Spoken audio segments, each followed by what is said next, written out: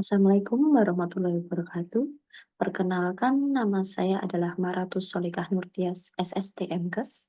Saya selaku dosen di Prodi Kebidanan Program Diploma 3, Fakultas Ilmu Kesehatan, Universitas Respati Yogyakarta. Saya mengampu mata kuliah Anatomi Fisiologi Kebidanan. Mata kuliah ini merupakan salah satu mata kuliah wajib dengan 3 SKS yang meliputi 2 SKS teori dan 1 SKS praktikum. Mata kuliah ini terdiri dari 23 pertemuan yang terdiri dari 21 pertemuan kelas dan praktek laboratorium yang dilakukan dengan sistem hybrid learning, serta 2 pertemuan untuk ujian.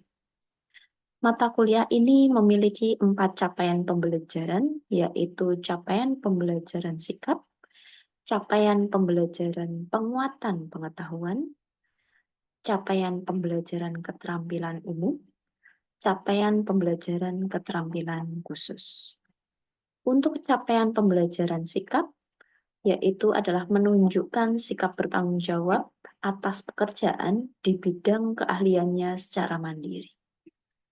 Untuk capaian pembelajaran penguasaan pengetahuan, ada 3. Nomor 1 adalah penguasaan konsep teoritis, anatomi fisiologi, biologi reproduksi, dan perkembangan secara umum.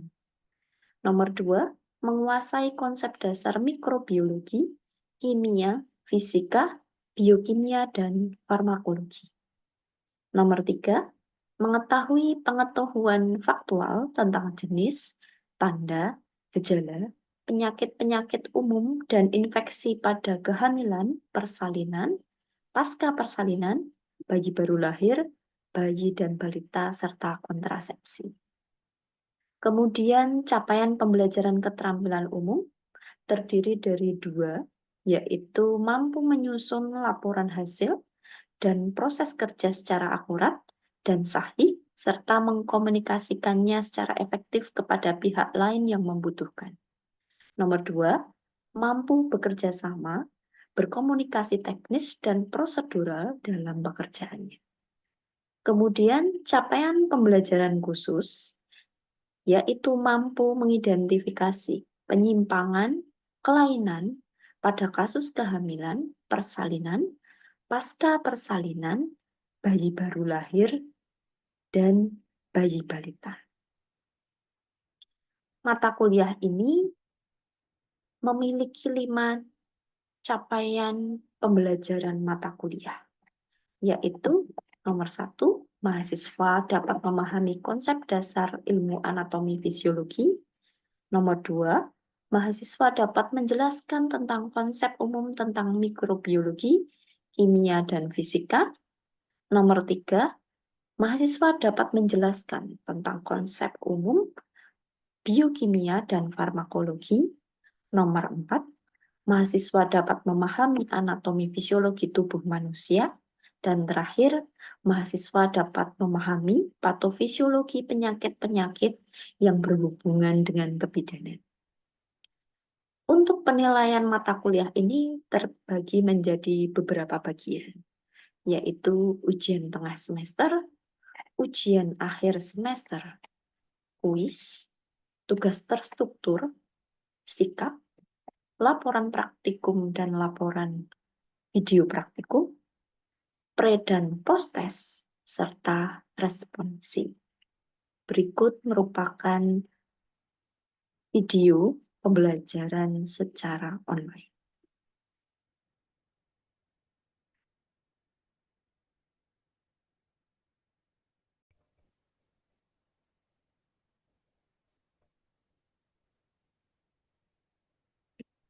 Selamat pagi. Assalamualaikum warahmatullahi wabarakatuh.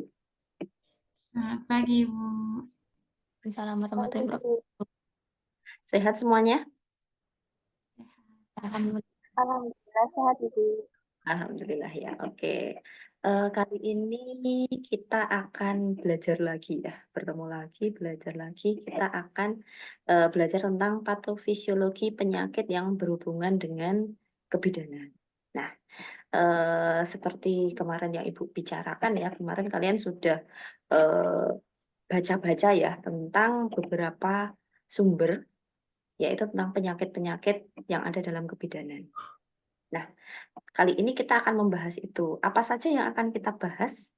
Nah, kita bahas tentang pengertian ya. Jadi ada pengertian patofisiologi itu apa, kemudian ada konsep kenormalan itu apa, konsep penyakit itu apa, sampai nanti ada imunologi, ada infeksi, gangguan di apa namanya, diferensiasi sampai ke patofisiologi janin. Jadi ini nanti hal-hal yang akan kita pelajari.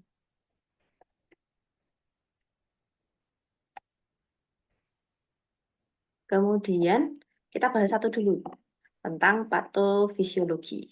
Masih ingat di awal-awal ada beberapa jenis anatomi ya, ilmu-ilmu dalam anatomi. Ini salah satunya, patofisiologi. Ada yang masih ingat atau sudah lupa? Sedikit. Sudah ingat-ingat apa namanya? Agak lupa gitu ya. Iya. Ini Ibu coba berikan ini ya, clue ya. Jadi patofisiologi itu ilmu yang mempelajari tentang perubahan fisiologi akibat suatu penyakit. Jadi kalau kalian awalnya normal tubuhnya, kemudian ada sesuatu gejala yang misalnya, aduh pusing Bu, oh misalnya waduh diare Bu, begitu. Nah hati-hati, berarti ini sudah masuk ke patologis atau sesuatu yang mengganggu. Kemudian patofisiologi itu fokusnya adalah mekanisme penyakit, kemudian proses dinamikanya sehingga terjadi tanda atau sign dan gejala simptom ya. Jadi patofisiologi itu ilmu yang mempelajari tentang perubahan fisiologis dari penyakit dan nanti di dalamnya ada proses sehingga terjadi tanda dan gejala dari salah satu penyakit itu. Nah, ini sebelum bahas ke patofisiologi ya, kita bahas ketidaknormalan ya. Ada yang di sini tidak normal? Atau normal semua? Normal, Bu. Normal semua ya. Berarti sudah paham ya bahwa dirinya itu normal gitu. Nah, apa itu ketidaknormalan? Nah, awalnya kita menganggap diri kita itu normal. Oh, normal itu ciri-cirinya A, B, C, D misalnya. Tidak pusing, tidak lelah, apa namanya, tidak merasa dirinya itu sakit gitu ya. Itu dalam keadaan normal. Kemudian kalian akan mengalami penyimpangan dari keadaan normal. Misalnya yang awalnya tidak pusing menjadi pusing. Yang awalnya tidak mual menjadi mual. Yang awalnya tidak diare menjadi diare. Nah, kemudian ada gejala dan tanda penyimpangan itu. Apa? Itu tadi, diare, pusing, kemudian ada apa namanya, mual muntah misalnya. Itu tanda-tanda penyimpangan. Kemudian menjadi ketidaknormalan. Itu yang disebut dengan ketidaknormalan. Jadi kalian ada tanda-tanda dulu, baru oh tidak normal ternyata diri saya. Jadi ini ada suatu proses ya. Nah, dari ketidaknormalan itu kemudian nanti akan terjadi namanya suatu penyakit. Penyakit itu apa? Itu adalah kegagalan organisme untuk beradaptasi atau mempertahankan homeostasis. Kemarin sudah kita bahas ya, homeostasis itu adalah keseimbangan. Ya. Jadi kalau suatu individu itu sudah tidak seimbang, banyak pusingnya, banyak stresnya, apalagi kalau banyak tugas gitu ya, tambah stres gitu ya. Nah itu nanti bisa menyebabkan suatu penyakit. Nah, penyakit itu merupakan fisiologis ya, perubahan fisiologis yang itu mengalami penyimpangan. Nah, penyimpangannya itu terjadi karena banyak hal. Yang pertama adalah agen ya. Agen itu bisa dari makhluk hidup. Contohnya apa? Ada bakteri, virus ya. Kemudian ada jamur ya, ada banyak. Kemudian tapi ada juga yang dari dalam individu kalian. Apa? Hipersensitivitas atau biasanya kalian ada alergi gitu. Ada juga yang genetis ya. Jadi dari gen ya. Jadi misalnya ada keturunan DM ya, gula gitu. Maka dia berisiko untuk punya penyakit gula juga. Nah, penyakit itu bisa membuat daya tahan tubuh kita, atau kita bisa sebutnya imunologi ya. Daya tahan tubuh kita itu muncul. Gimana caranya? Itu dengan cara ketika ada penyakit masuk ke tubuh kita, maka daya tahan tubuh kita akan merespon. Meresponnya bagaimana? Dia akan membentuk zat kekebalan tubuh untuk salah satu penyakit itu. Makanya ada imunisasi ya. Jadi imunisasi itu untuk menambah kekebalan tubuh ya. Bisa dari berupa injeksi ya, atau berupa yang lainnya, kebanyakan dari injeksi. Nah, imunologi itu apa? Itu cabang ilmu yang mempelajari tentang sistem kekebalan tubuh terhadap benda asing, atau dia adalah mekanisme pertahanan terhadap penyakit. Makanya kalau ada penyakit masuk, biasanya kalian misalnya mau batuk, kemudian di sini kelenjar limfonya ya pasti agak membesar. Kemudian apalagi biasanya ada radang ya. Nah, itu biasanya kalian menderita panas dulu ya. Nah, ini sistem kekebalan tubuh ini itu melibatkan berbagai jenis protein ya, dan organ yang ada di dalam tubuh.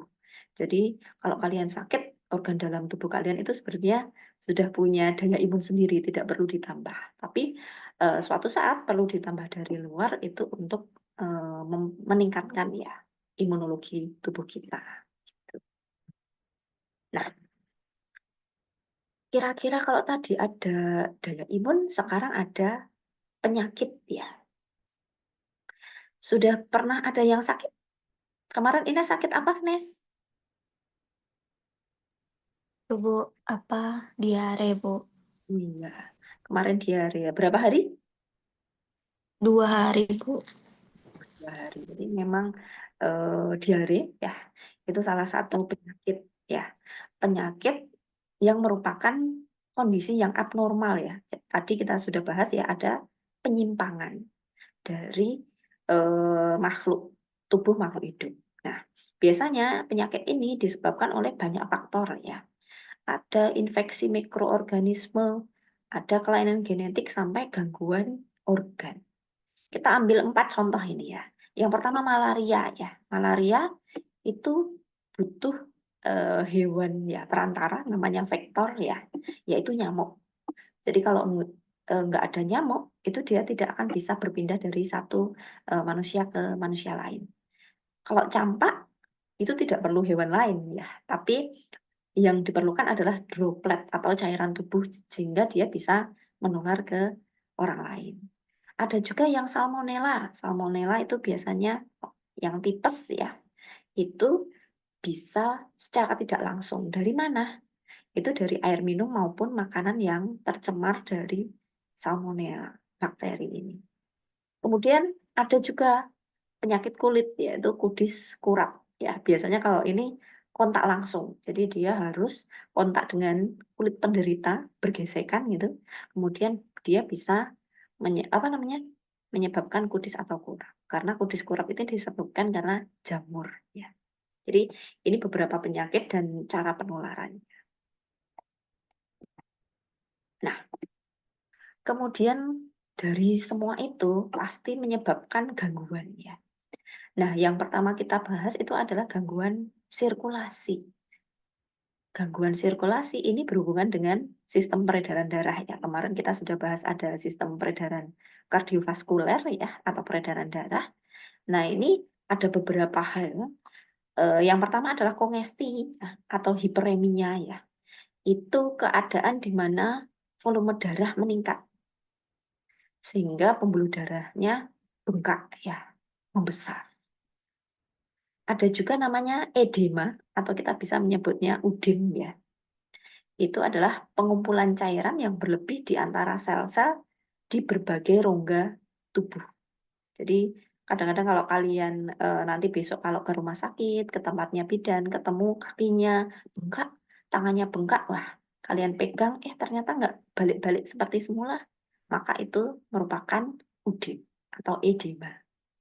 Kemudian yang ketiga adalah perdarahan. Kalau ini pasti kalian tahu ya, karena biasanya kalau sakit ya, kegores atau kena pisau itu biasanya ada perdarahan, yaitu keluarnya darah dari sistem kardiovaskuler karena ada luka atau robekan ya, sehingga nanti dia akan melukai jaringan sehingga ada darah yang keluar.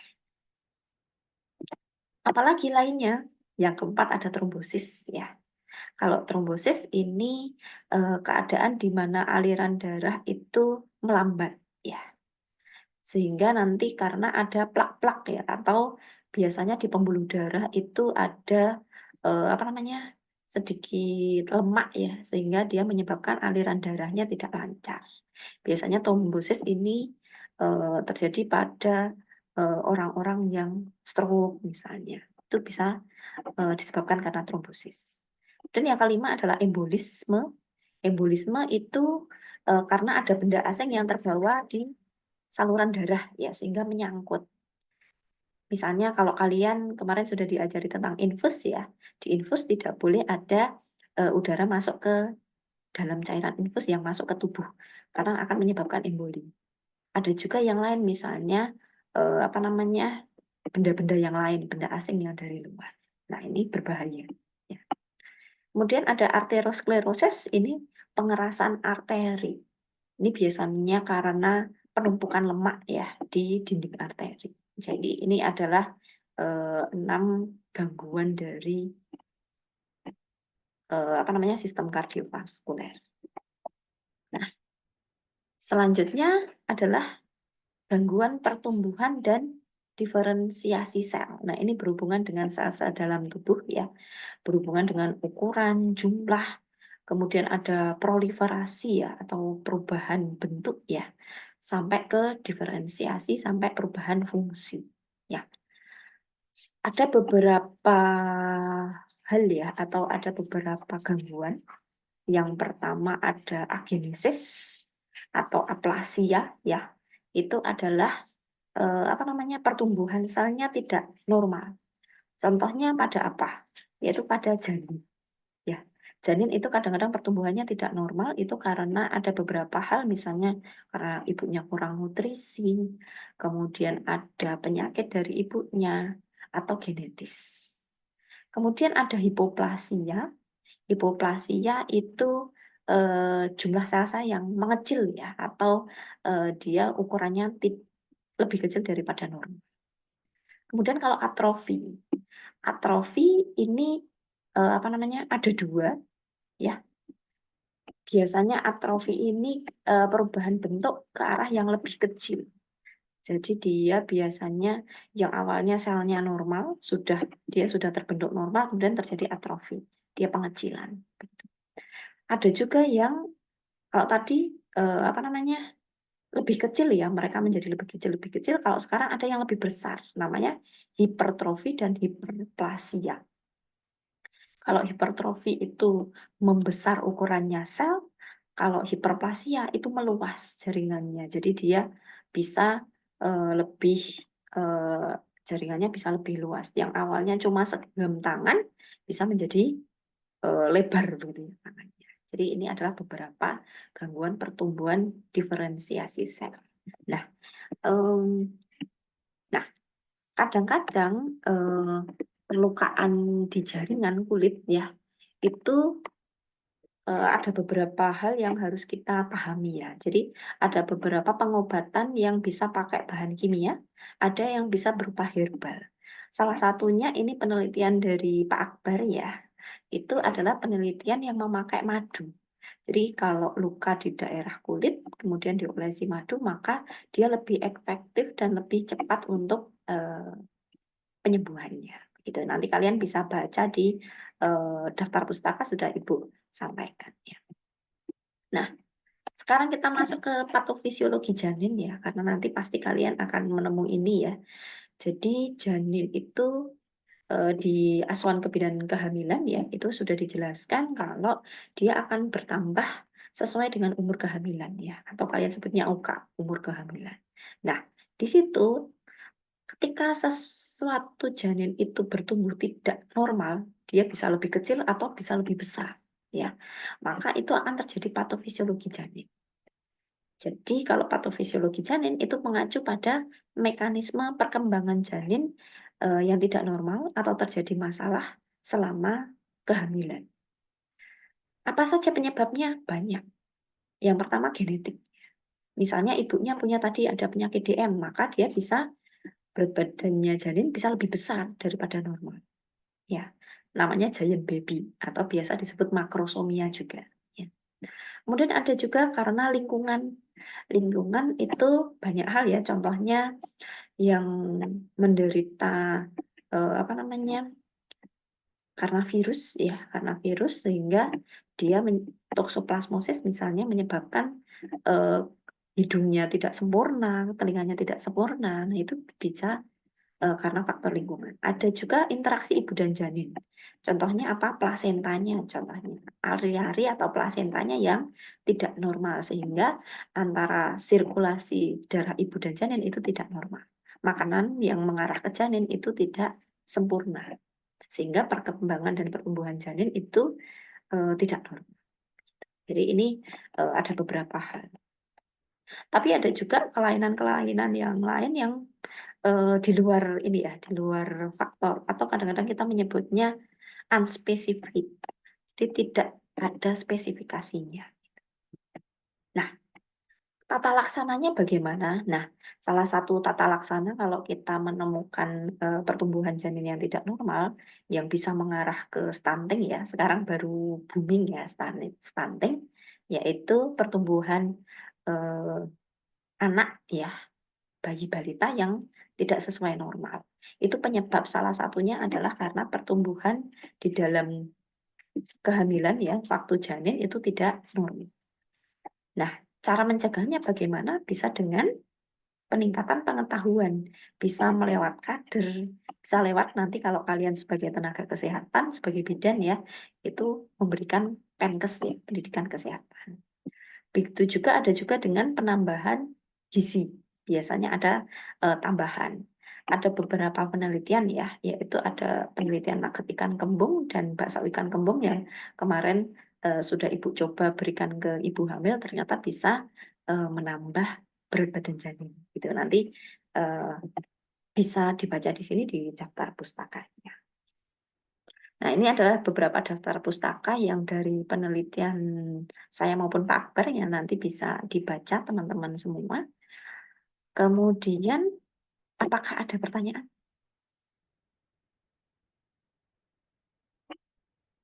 Apa Alfi dulu, apa Rida dulu, atau Ines dulu?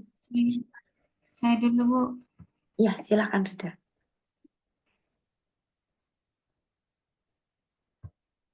Saya mau tanya, apakah semua penyakit itu karena virus? Apakah semua penyakit itu karena virus? Ada yang bisa jawab? Saya izin menjawab, Bu. Ines, apa Nes jawabannya kira-kira? Nggak semua karena virus, ada yang karena bakteri, jamur, dan lain sebagainya. Oke, benar sekali ya. Jadi apa namanya? Memang semua penyakit itu banyak faktornya ya, tidak hanya dari virus, ada bakteri, jamur, kemudian ada dari genetik ya. Jadi memang faktornya luas ya. Jadi kalau kalian nanti menemukan penyakit, kalian mencari penyebabnya itu harus dilihat dari berbagai sisi. Gitu. Oke, terima kasih Ines. Jawabannya mantap. Rida juga pertanyaannya bagus. Oke, ada pertanyaan lain? Alfi, ada pertanyaan? Saya sih, oke, Iya, oke, Ibu. boleh. Saya ingin bagaimana peningkatan pengetahuan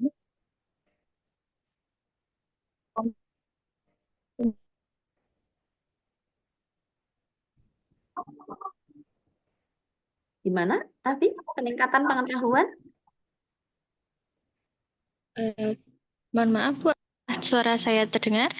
Oh iya, sudah. Oh ya, saya ulangi ya Bu ya. Tadi kan sempat menyinggung di masalah stunting ya Bu ya. Saya yang bertanya, bagaimana peningkatan pengetahuan bisa mencegah stunting Bu? Oke, jadi bagaimana pengetahuan itu bisa mencegah stunting ya, yang stunting sekarang baru banyak, baru booming ya. Jadi gini, stunting itu penyebabnya banyak hal. Salah satunya kemarin ketika ada penelitian ya, itu salah satunya adalah pengetahuan dari ibu dan keluarga yang kurang ya tentang stunting. Jadi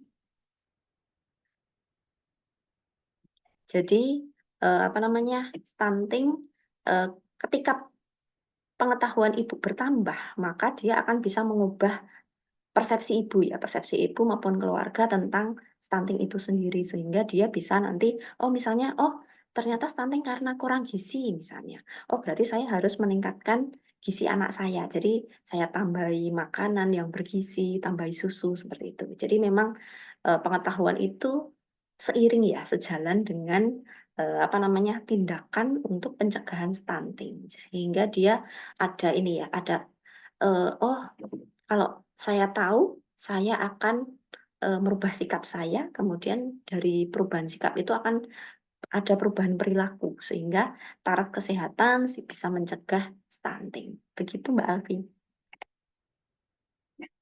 Iya, terima kasih ya Bu atas penjelasannya. Sama-sama. Oke, ada pertanyaan yang lain? Nggak ada ya? Oke, kita lanjut ke tugas.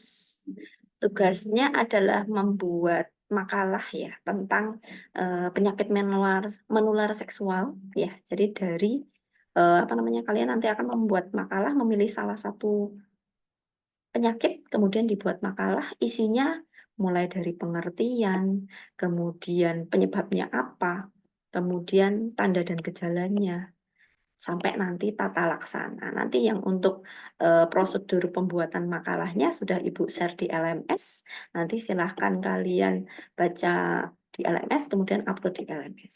Ada pertanyaan lagi untuk tugas?